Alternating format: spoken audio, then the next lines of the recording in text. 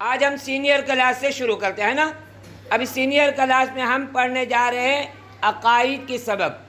अकाईद में सबसे पहले हम्द पढ़ेंगे। क्या पढ़ेंगे? बोलो, सबसे आला अल्लाह है। उंगली रखो सारे बच्चे। सबसे आला अल्लाह है,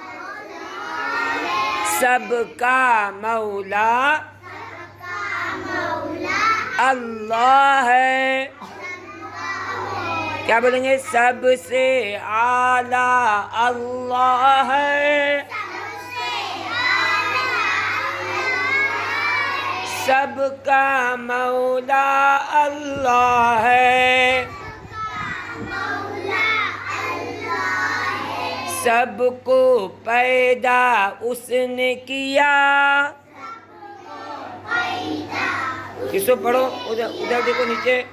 कुदरत वाला अल्लाह है। वापस से पढ़ो। सबसे आला अल्लाह है। पढ़ो यूसुफ, पढ़ो। सबका मौला अल्लाह है,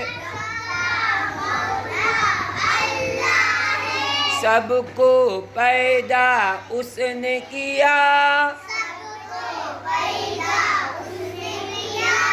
कुदरत